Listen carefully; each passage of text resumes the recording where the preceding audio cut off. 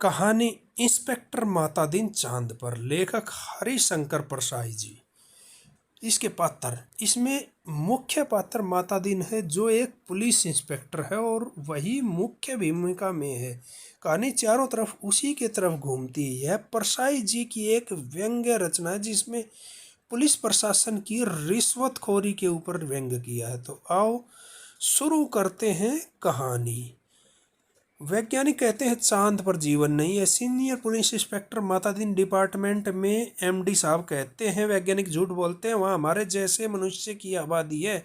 विज्ञान ने हमेशा इंस्पेक्टर मातादीन से मात खाई है। फिंगरप्रिंट विशेषज्ञ कहता रहता है चूहे पर पाए गए निशान मुलजिम की उंगलियों के नहीं है, पर मातादीन उसे सजा दिला ही देते। मातादीन कहते हैं ये वैज्ञानिक केस का पूरा इन्वेस्टिगेशन नहीं करते। उन्होंने चांद का उजला हिस्सा देखा और कह दिया वहाँ जीवन नहीं है। मैं चांद का अंधेरा हिस्सा देख कर आया हूँ, वह मनुष्य जाति है। यह बात सही है क्योंकि अंधेरे पक्ष में मातादीन माहिर जाने जाते हैं। पूछा जाएगा इंस्पेक्टर मातादीन चांद पर क्यों गए? टूरिस्ट की हैसियत से या किसी फरार अपराधी को पकड़ने? नहीं, वे भारत की तरफ से सांस्कृतिक आदान प्रदान के अंतर्गत गए थे।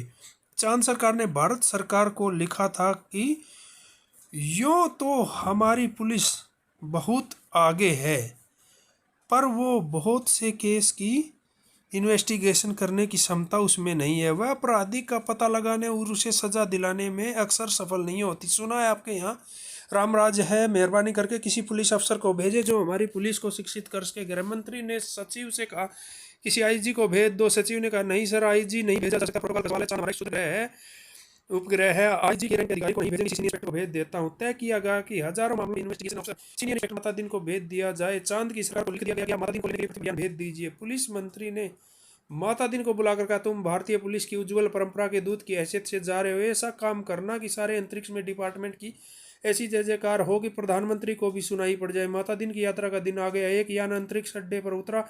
मातादीन सबसे विदा लेकर यान की तरफ बढ़े हुए धीरे धीरे कहते जा रहे थे परबिसी नगर कीजिए सब काजा, हृदय सुखी कौशलपुर राजा। यान के पास पहुंचकर मातादीन ने मुंशी अब्दुल गफूर को पुकारा। मुंशी गफूर ने एडी मिलाकर सैल्यूट फटकारा, बोला जीप एक्स्ट्रा एम और रख दी है, जीप एक्स्ट्रा और रोजनामे का नमूना जीप एक्स्ट्रा। वे यान में बैठने लगे। हवलदार बलभद्र को बुलाकर कहा हमारे घर में जचकी के बखत अपने खटला पत्नी को मदद के लिए भेज देना। बलभद्र ने कहा जीप एक्स्ट्रा। गफूर ने कहा आप बेफिक्र रहें एक्स्ट्रा, मैं अपने मकान पत्नी को भी भेज दूंगा खिदमत के लिए। मातादीन ने यान के चालक से पूछा ड्राइविंग लाइसेंस है? जी है साहब।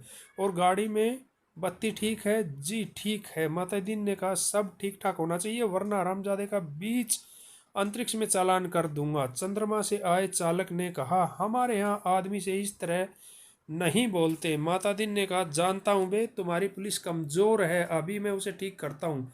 मातादीन यान में कदम रख ही रहे थे कि हवलदार राम सजीवन भागता हुआ आया और बोला एक्स्ट्रा एसपी साहब के घर से कहें कि चांद से एड़ी चमकाने का पत्थर लेते आना। मातादीन खुश हुए, बोले कह देना भाई साहब से जरूर लेता आऊँगा। वे यान में बैठे और यान उड़ चला। पृथ्वी के वायुमंडल से यान बाहर निकला ही था कि मातादीन ने चालक से कहा अबे हार्न क्यों नहीं बजाता? चालक ने जवाब दिया आसपास लाखों मील में कुछ नहीं। मातादीन ने डांटा मगर रूल इज रूल, हार्न बजाता चल। चालक अंतरिक्ष में हार्न बजाता हुआ यान को चांद पर उतार लाया। अंतरिक्ष अड्डे पर पुलिस अधिकारी मातादीन के स्वागत के लिए पहले से खड़े। मातादीन रोब से उतरे और उन अफसरों के कंधों पर नजर डाली।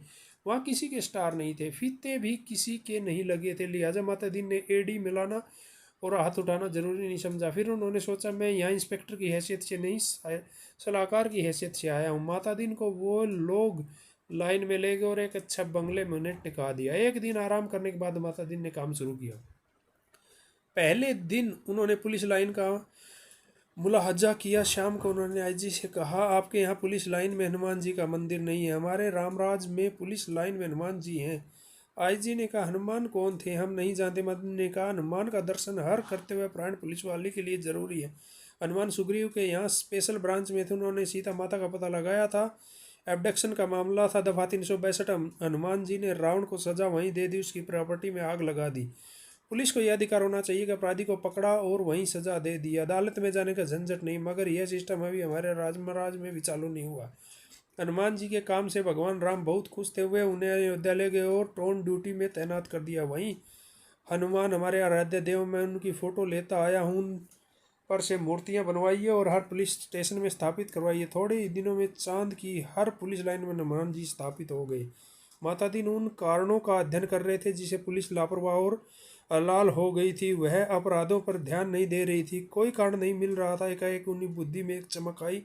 उन्होंने मुंशी से कहा, जरा तनख्वाह का रजिस्टर बताओ। तनख्वाह का रजिस्टर देखा गया तो सब समझ गए। कारण पकड़ में आ गया। शाम को उन्होंने पुलिस मंत्री से कहा, मैं समझ गया हूँ कि आपकी पुलिस मुस्तैद क्यों नहीं है।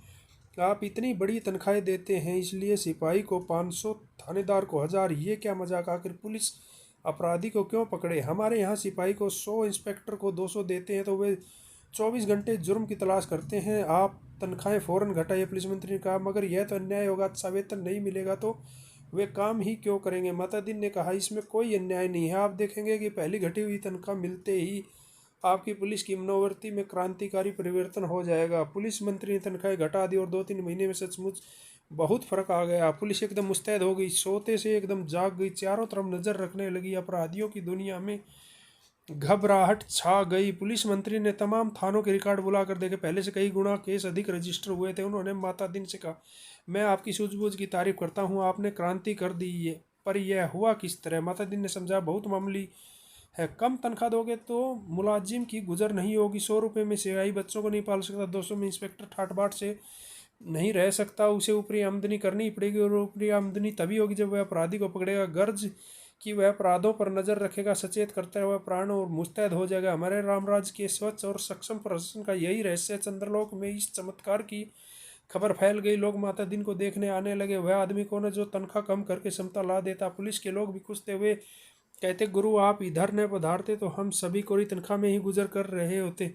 सरकार भी खुश थी कि मुनाफे का बजट बनने वाला था। आधी समस्या हल हो गई। पुलिस अपराधी को पकड़ने लगी। अब मामले की जांच विधि में सुधार करना रह गया था। अपराधी को पकड़ने के बाद उसे सजा दिलाना मातीदान इंतजार कर रहे थे कि कोई बड़ा केस हो जाए तो नमूने के तौर पर उसका इन्वेस्टिगेशन कर बताएं। एक दिन आपसी मारपीट में एक आदमी मारा गया। मातदीन कोतवाली में आकर बैठ गए और बोले, नमूने के लिए इस केस का इन्वेस्टिगेशन मैं करता हूँ, आप लोग सीखिए। यह कत्ल का केस है। कत्ल के केस में एविडेंस बहुत पक्का होना चाहिए। कोतवाल ने कहा, पहले कातिल का पता लगाया जाएगा, तभी तो एविडेंस इकट्ठा किया जाएगा। माताजी ने कहा, नहीं, उल्टे मत चलो, पहले एविडेंस देखो। क्या कहीं खून मिला किसी के कपड़ों पर और कहीं। इंस्पेक्टर ने कहा, मारने वाले तो भाग गए, मृतक सड़क पर बेहोश पड़ा था। एक भला आदमी वहाँ रहता है, उसने उठाकर अस्पताल भेज दिया। उस भले आदमी के कपड़ों पर खून के दाग लग गए हैं। माता दिन ने कहा, उसे फौरन गिरफ्तार करो। कोतवाल ने कहा, मगर उसने तो मरते हुए आदमी की मदद की थी। माता दिन ने कहा, वह सब ठीक है, पर तुम खून के दाग ढूंढने और कहाँ जाओगे। जो एविडेंस मिल रहे हैं उसे तो कब्जे में करो। वह भला आदमी पकड़कर बुलवा लिया गया। उसने कहा, मैंने तो मरते हुए आदमी को अस्पताल भिजवाया था, मेरा क्या कसूर है। चांद की पुलिस उसकी बात से एकदम प्रभावित हुई। माता दिन प्रभावित नहीं हुए। सारा पुलिस महकमा उत्सुक था कि अब माता दिन क्या तर्क निकालते। माता दिन ने उससे कहा, पर तुम झगड़े की जगह गए क्यों। उसने जवाब दिया, मैं झगड़े की जगह नहीं गया, मेरा वहाँ मकान है, झगड़ा मेरे मकान के सामने हुआ। अब फिर माता दिन की प्रतिभा की प्रतीक्षा थी। सारा महकमा उत्सुक देख रहा था। माता दिन ने कहा, मकान तो ठीक है, पर मैं पूछता हूँ झगड़े की जगह जाना ही क्यों। इस तर्क का कोई जवाब नहीं था। वह बार बार कहता है, मैं झगड़े की जगह नहीं गया, मेरा वहाँ वही मकान है। माता दिन उसे जवाब देते, सो ठीक है, पर झगड़े की जगह जाना ही क्यों। इस तर्क प्रणाली से पुलिस के लोग बहुत प्रभावित हुए। अब माता दिन ने इन्वेस्टिगेशन का सिद्धांत समझाया। देखो, आदमी मारा गया है तो यह पक्का किसी ने उसे जरूर मारा। कोई कातिल है, किसी को सजा होनी है। सवाल है किसको सजा होनी है। पुलिस के लिए यह सवाल इतना महत्व नहीं रखता जितना यह सवाल कि जुर्म किस पर साबित हो सकता है या किस पर साबित होना चाहिए। कत्ल हुआ है तो किसी मनुष्य को सजा होगी, मरने वाले को होती है या बेकसूर को। यह आपके सोचने की बात नहीं है। मनुष्य मनुष्य सब बराबर हैं, उस सब में उसी परमात्मा का अंश। हम भेदभाव नहीं करते। यह पुलिस का मानवतावाद है। दूसरा सवाल है कि किस पर जुर्म साबित होना चाहिए। इसका निर्णय इन बातों से होगा। नंबर 1, क्या वह आदमी पुलिस के रास्ते में आता है।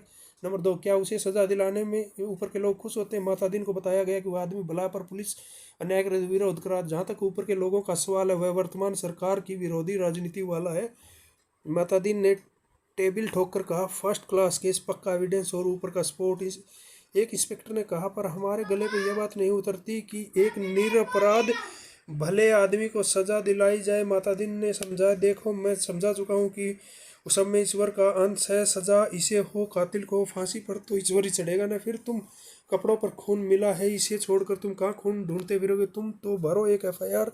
माता दिन ने एक एफआईआर भरवा दी। बखत जरूरत के लिए जगह खाली छुड़वा दी। दूसरे दिन पुलिस कोतवाल ने कहा, गुरुदेव हमारी तो बड़ी आफत है। तमाम भले आदमी आते और कहते हैं कि उस बेचारे बेकसूर को क्यों फंसा रहे हो? ऐसा तो चंद्रलोक में कभी नहीं हुआ। बताइए हम क्या जवाब दें? हम तो बहुत शर्मिंदा। माता दीन ने कोतवाल से कहा, घबराओ मत। शुरू शुरू में इस काम में आदमी को शर्म आती है, आगे तुम बेकसूर को छोड़ने में शर्म आएगी। हर चीज़ का जवाब है। जब आपके पास आए तो कह दो कि हम नहीं जानते, निर्दोष है। पर क्या करें, यह सब ऊपर से हो रहा है। कोतवाल ने कहा, तब वे एसपी साहब के पास जाएंगे। मदनी ने बोले, एसपी साहब भी कह दें कि ऊपर से हो रहा है, तब वे आईजी के पास शिकायत करेंगे। आईजी भी कहे कि सब ऊपर से हो रहा, तब वे लोग पुलिस मंत्री के पास पहुंचेंगे। पुलिस मंत्री भी कहेंगे, भैया मैं क्या करूं, यह सब ऊपर से हो रहा, तो वे प्रधानमंत्री के पास जाएंगे। प्रधानमंत्री भी कहे कि मैं जानता हूं वह निर्दोष है, पर यह ऊपर से हो रहा है। कोतवाल ने कहा, तब वे माता दीन ने कहा, तब क्या? तब वे किसके पास जाएंगे? भगवान के पास ना। मगर भगवान से पूछकर कौन लौट सका है? कोतवाल चुप रह गया। वह इस महान प्रतिभा से चमत्कृत था। माता दिन ने कहा, एक मुहावरा ऊपर से हो रहा है हमारे देश में 25 सालों से सरकारों को बचा रहा है। तुम इसे सीख लो। केस की तैयारी होने लगी। माता दिन ने कहा, अब 4-6 गवाह लाओ। कोतवाल, चश्मदीद गवाह कैसे मिलेंगे? जब किसी ने उसे मारते हुए देखा ही नहीं तो चश्मदीद गवाह कोई कैसे होगा? मद्दीन ने सिर ठोक लिया। किन बेवकूफ़ों के बीच फंसा दिया गवर्नमेंट ने इन्हें, तो ABCD भी नहीं आती। झल्लाकर कहा, चश्मदीद गवाह किसे कहते हैं जानते हो? चश्मदीद गवाह वह नहीं है जो देखे, बल्कि वह जो कहे मैंने देखा। कोतवाल ने कहा, ऐसा कोई क्यों कहेगा? मद्दीन ने कहा, कहेगा, समझ में नहीं आता कैसे डिपार्टमेंट चलाते हो? अरे चश्मदीद गवाह की लिस्ट पुलिस के पास पहले से रहती है, जहाँ ज़रूरत उन्हें चश्मदीद बना दिया। हमारे यहाँ ऐसे आदमी हैं जो साल में 300-400 वारदातों के चश्मदीद गवाह होते हैं। हमारी अदालतें भी मान लेती हैं कि इस आदमी में कोई दैवी शक्ति, जिसे जान लेता है कि अमुक जगह पर वारदात होने वाली है और वहाँ पहले से पहुँच जाता है। मैं तुम्हें चश्मदीद गवाह बनाकर देता हूँ। 8-10 उठाई गिरों को बुलाओ जो चोरी, मारपीट, गुंडागर्दी करते हो, जुआ खिलाते हो या शराब उतारते हो। दूसरे दिन शहर के 8-10 नवरत्न कोतवाली में हाजिर थे। उन्हें देखकर माता दिन गदगद हो गए। बहुत दिन हो गए थे ऐसे लोगों को देखे हुए। बड़ा सुना सुना लग रहा था। माता दिन का प्रेम उमर पड़ा। उसने कहा, तुम लोगों ने उस आदमी को लाठी से मारते देखा था ना? वे बोले, नहीं देखा साहब, वहाँ थे ही नहीं। माता दिन जानते थे यह पहला मौका। फिर उन्होंने कहा, वहाँ नहीं थे, पर मैंने माना, पर लाठी मारते तो देखा था ना। उन लोगों को लगा कि यह पागल आदमी है, तभी ऐसी उठपटांग बातें करता। वो हंसने लगे। माता ने कहा, सो मत जवाब दो। वह बोले, जब थे ही नहीं तो कैसे देखा? माता ने गुर्रा कर देखा। कहा, कैसे देखा सो बताता हूँ। तुम लोग जो काम करते हो सब इधर दर्ज है। हर एक को कम से कम 10 साल जेल में डाला जा सकता। तुम ये काम आगे भी करना चाहते हो या जेल में जाना चाहते हो? घबरा कर बोले, साहब हम जेल नहीं जाना चाहते। माता दिन ने कहा, ठीक है, तो तुमने उस आदमी को लाठी मारते देखा ना? वो बोले, साहब देखा साहब, वह आदमी घर से निकला और जो लाठी मारना शुरू किया तो वह बेचारा बेहोश होकर गिर पड़ा। माता दिन ने कहा, ठीक है, आगे भी ऐसी वारदातें देखोगे। ये बोले, साहब जो आप कहेंगे सो करेंगे। कोतवाल इस चमत्कार से थोड़ी देर में ही बेहोश हो गया। होश आया तो माता दिन के चरणों में गिर पड़ा। माता दिन ने कहा, हटो, काम करने दो। कोतवाल पाँव से लिपट कर कहने लगा, मैं जीवन भर इन श्री चरणों में पड़ा रहता हूँ। माता दिन ने आगे की सारी कार्य प्रणाली तय कर दी। एफआईआर बदलना, बीच में पन्ने डालना, रोज नामचा बदलना, गवाहों को तोड़ना, सब सिखा दिया। उस आदमी को 20 साल की कैद हो गई। जहाँ चांद की पुलिस शिक्षित हो गई थी, धड़ाधड़ केस बनने लगे और सजा होने लगी। चांद की सरकार बहुत खुश थी। पुलिस की ऐसी मुस्तैदी भारत सरकार के सहयोग का नतीजा। चांद की संसद में एक धन्यवाद प्रस्ताव पास किया। एक दिन माता दिन का सार्वजनिक अभिनंदन किया गया। वे फूलों से लदे हुए खुली जीप पर बैठे थे। आसपास जय जयकार करते हजारों लोग। वे हाथ जोड़कर अपने गृह मंत्री की स्टाइल जिंदगी में पहली बार ऐसा कर रहे थे, इसलिए थोड़ा अटपटा लग रहा था। 26 साल पहले पुलिस में भर्ती होते वक्त किसने सोचा था कि एक दिन दूसरे लोक में उसका ऐसा अभिनंदन होगा? वे पछताए, अच्छा होता इस मौके पर के लिए मैं कुर्ता, टोपी और धोती ले आते। भारत के पुलिस मंत्री टेलीविजन पर बैठ ही दृश्य देख रहे थे। सोच रहे थे कि मेरी सद्भावना यात्रा के लिए वातावरण बन गया। कुछ महीने निकल गए। एक दिन चांद की संसद का विशेष अधिवेशन बुलाया गया। बड़ा तूफान खड़ा हुआ। गुप्त अधिवेशन था, इसलिए रिपोर्ट प्रकाशित नहीं हुई, पर संसद की दीवार से टकराकर कुछ शब्द बाहर सदस्य गुस्से चिल्ला रहे थे। कोई बीमार बाप का इलाज नहीं कराता है और ऐसा ही हो रहा है लगातार। डूबते बच्चों को कोई नहीं बचाता। जलते मकान की आग कोई नहीं बुझाता, आदमी जानवर से बदतर हो गया, सरकार फौरन इस्तीफा दे। दूसरे दिन चांद के प्रधानमंत्री ने माता दिन को बुलाया। माता दिन ने देखा वे एकदम बूढ़े हो गए थे, लगा ये कई दिनों से सोए नहीं है। रुआं से होकर प्रधानमंत्री ने कहा, माता दिन हम आपके और भारत सरकार के बहुत आभारी हैं, अब आप कल देश वापस लौट जाइए। माता दिन ने कहा, मैं तो टर्म खत्म करके ही जाऊंगा। प्रधानमंत्री ने कहा, आप बाकी टर्म का वेतन ले जाइए, डबल ले जाइए, टेबल ले जाइए। माता दिन ने कहा, हमारा सिद्धांत हमें पैसा नहीं काम प्यारा है। आखिर चांद के प्रधानमंत्री ने भारत के प्रधानमंत्री को एक गुप्त पत्र लिखा। चौथे दिन माता दिन को वापस लौटने के लिए अपने आईजी साहब का ऑर्डर मिल गया। उन्होंने एसपी साहब के घर के लिए एडी चमकाने का पत्थर यान में रखा और चांद से विदा हो गए। उन्हें जाते देख पुलिस वाले रो पड़े। बहुत अरसे तक यह रहस्य बना के रहा कि आखिर चांद में ऐसा क्या हो गया था कि माता दिन को इस तरह एकदम लौटना पड़ा। चांद के प्रधानमंत्री ने भारत के प्रधानमंत्री को क्या लिखा था? एक दिन वह पत्र खुल ही गया। उसमें लिखा था, इंस्पेक्टर माता दिन की सेवाएं हमें प्रदान करने के लिए अनेक धन्यवाद, पर अब आप उन्हें फौरन बुला लें। हम भारत को मित्र देश समझते थे, पर आपने हमारे साथ शत्रुवत व्यवहार किया है। हम भोले भाले लोगों से आपने विश्वासघात किया है। आपके माता दिन ने हमारी पुलिस को जैसा कर दिया, उसके नतीजे ये हुए। कोई आदमी किसी मरते हुए आदमी के पास नहीं जाता, इस डर से कि वह कत्ल के मामले में फंसा दिया जाएगा। बेटा बीमार बाप की सेवा नहीं करता, वह डरता बाप मर गया तो कहीं उस पर हत्या का आरोप नहीं लगा दिया जाए। घर जलते हैं और कोई बुझाने नहीं जाता, डरता कहीं उस पर आग लगाने का जुर्म न कायम कर दिया जाए। बच्चे नदी में डूबते और कोई उन्हें बचाने नहीं जाता, इस डर से कि उन बच्चों को डुबाने का आरोप न लग जाए। सारे मानवीय संबंध समाप्त हो रहे हैं। माता दीन ने हमारी आधी संस्कृति नष्ट कर दी है। अगर वे यहाँ रहे तो पूरी संस्कृति नष्ट कर देंगे। उन्हें फौरन रामराज में बुला लीजिए। इस कहानी में पुलिस के कामकाज व उसके रवैये पर व्यंग किया है। परसाई जी ने बहुत सूक्ष्म तरीके से पुलिस में चलित रिश्वतखोरी, भ्रष्टाचार और उसकी कार्य प्रणाली पर व्यंग किया है, जो बहुत ही सटीक तरीके से इस कहानी में दिखाया गया है, जो दर्शकों को अच्छे से भा गई है।